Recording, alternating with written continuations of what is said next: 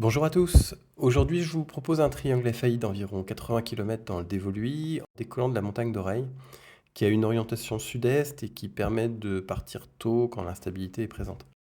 La difficulté, c'est qu'on part de pas très haut et que ça en fait un site dont il est parfois compliqué de s'extraire quand il y a de l'inversion.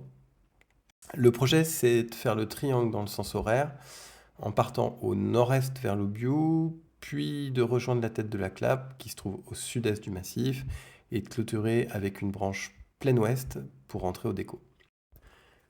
A noter que ce jour-là, ils annoncent de l'ouest fort 600 dans la journée, ce qui peut compliquer le bouclage. Je vise donc un retour autour de 17 heures en gros à mon point de départ. Et sans cette petite contrainte, j'avais prévu une extension de ce triangle que j'espère bien pouvoir publier prochainement. Je vous fais grâce de la préparation et du déco, et en même temps j'ai pas le choix parce que j'ai eu un problème de cam et j'ai pas les images. Donc déco vers midi, parce qu'en réalité ça semblait pas pressé de s'installer. Et en général, je vise 1900-2000 mètres pour faire la première transition vers le nord en passant au-dessus du col de la Haute-Baume. Et cette fois, comme souvent, je gratte comme un malheureux pendant 1 heure sans jamais atteindre 1700 mètres.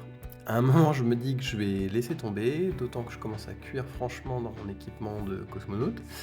Et puis je me décide à tenter le même triangle, mais en sens inverse, parce que je sais que les rebonds dans les basses couches sont jouables sur la branche sud de mon triangle en partant vers l'est, du coup plutôt en partant vers le nord.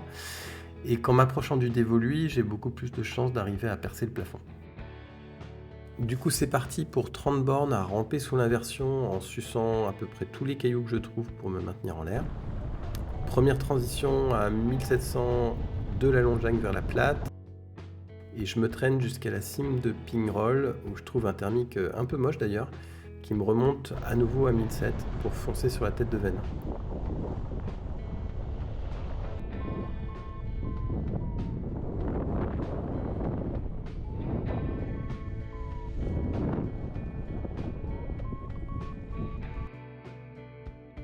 Il faut dire que la tête de Vennes, c'est une valeur sûre et que je suis assez confiant sur mes possibilités de ressortir à cet endroit.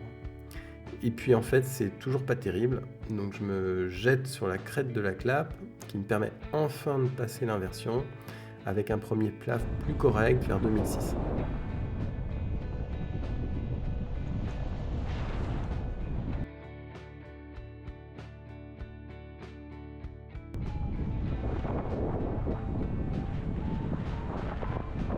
C'est exactement ce dont j'ai besoin pour attaquer le pic de Bure par le col de Conode. C'est un coin où j'aime pas être bas, parce que de là, pour retrouver un endroit vachable, il faut avoir suffisamment d'eau sous la quille pour rejoindre la vallée.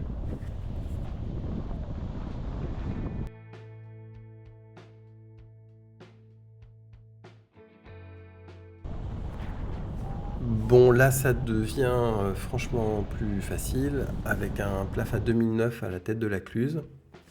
C'est juste bien, en fait, pour passer par-dessus le col du Festre et tenter de raccrocher au col des Aiguilles, en gardant suffisamment de marge pour éventuellement aller se poser sur le plateau au nord si ça fonctionnait pas. Finalement, ça se passe très bien et j'arrive assez vite à la tête de la Vachère pour basculer au-dessus du vallon de la Jarjatte.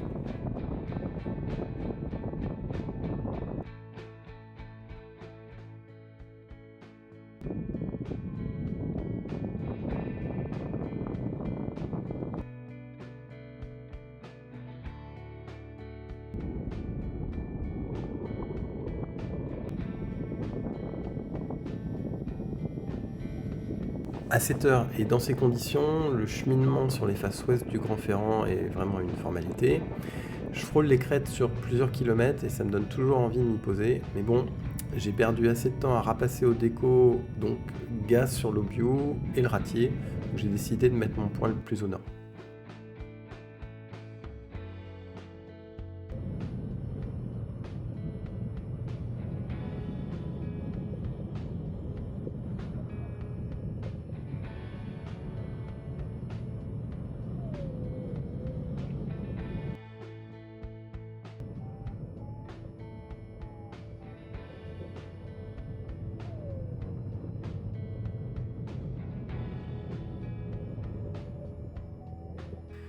Je perds presque 400 mètres d'altitude sur le premier kilomètre du retour avant de retrouver les faces sud-ouest de la tête de la cavale au-dessus du déco de Courtrai.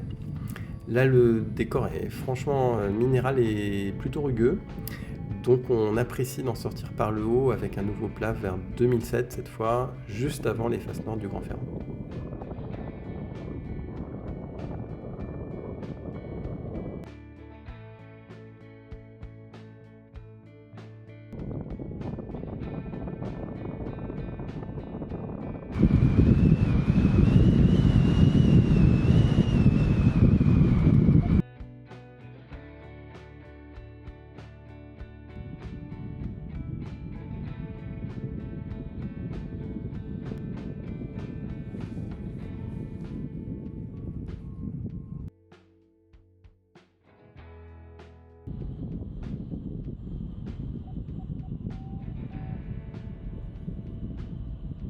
Retour à la tête de la Vachère, où j'ai la chance de trouver enfin un vrai plaf à 3002. La dernière crête à passer pour revenir au déco est 14 km devant moi au sud-ouest. Si le vent d'ouest annoncé n'est pas encore installé, j'ai une chance de boucler en tirant une ligne droite de là. Par contre, une fois engagé dans cette voie, j'ai à peu près aucune chance de ressortir si je suis trop juste pour passer la crête.